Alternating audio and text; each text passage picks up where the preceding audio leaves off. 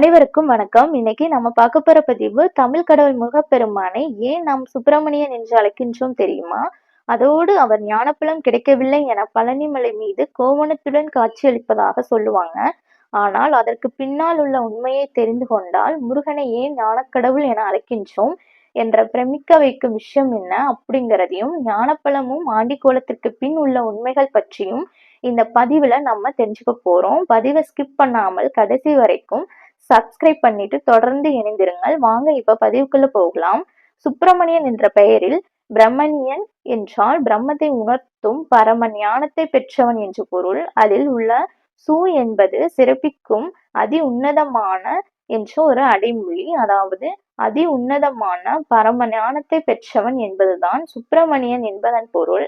அதாவது ஞானத்தின் உயர்நிலையான பிரம்மணியத்தின் அதி உயர்நிலையை அடைந்தவன் என்பது பொருள். அதனால்தான் முருகனை ஞானக்கடவுள் என்று அழைக்கின்றோம்.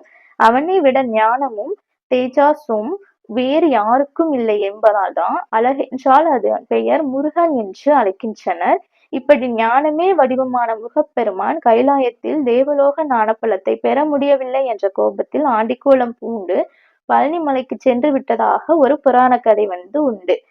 ஆனால் அதன் பின் உள்ள மிக முக்கியமான ஞானத்தை பெற ஏற்ற கோலம் என்ற உண்மை கதையை இங்கு பார்த்து தெரிஞ்சுக்குவோம்.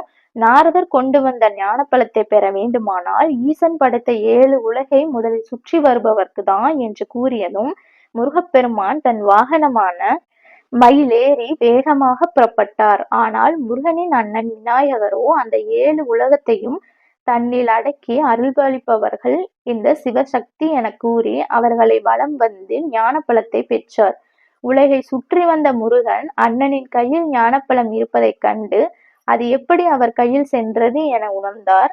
அதாவது பழம் கிடைக்காத கோபத்தில் முருகன் பழனிக்கு சென்று விடவில்லை. அவர் உமா மகேஸ்வரனே உலகம் அனைத்தும் என்ற உண்மை தனக்கு தெரியாமல் போனதே காரணம் என ஒரு கணம் எண்ணி பார்த்தார். அது எப்படி அண்ணன் கணபதிக்கு மட்டும் இது தெரிந்தது என்பதை ஆராய்ந்த கந்தனுக்கு பிள்ளையார் பிரணவ வடிவம். அவர் ஞானஸ்வரூபன். அந்த ஞானம் அவரின் கடும் தவத்தினால் கிடைத்தது. அதனால்தான் இந்த 7 உலகமும் சிவபார்வதியின் வடிவம் என்பதை உணர்ந்தார்.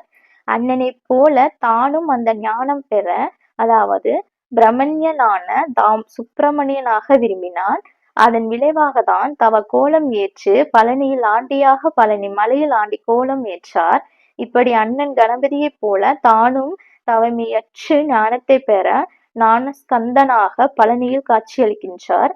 நெற்றி கண்ணில் உதித்த குமரன் ஞானக்கடலாக ஞானத்தை பெறவும் அதை காக்கவும் எடுத்துக்கொண்ட கோலம்தான் பழனி ஆண்டி கோலம். அவர் பழம் கிடைக்கவில்லை என்ற ஆதங்கத்தில் ஆண்டியாகவில்லை. அந்த ஞானத்தை பெற்று மற்றவர்களுக்கு எடுத்துக்காட்டாகவும் ஞானத்தை வழங்கவும் ஏற்ற கோலம்தான் தன்னை வணங்கக்கூடியவர்களுக்கும் அந்த ஞானத்தை வழங்கக்கூடியவர் முருகன். வெறும் அசுரர்களை அழிக்க மட்டும் உருவான உருவம் அல்ல, அவர் தர்மத்தை காக்கவும் ஞானத்தை கொடுக்கவும் உருவானவர். அநீதியை அழிக்கக்கூடிய சக்தி அவரின் பிறப்பிலேயே உண்டு. இப்படிதாங்க சுப்பிரமணியன் ஆண்டிக்கோலம் பூண்டு பழனிமலையில் காட்சியளிக்கின்றார். மீண்டும் அடுத்த ஒரு பதிவில் சந்திக்கும் வரை நன்றி, வணக்கம்.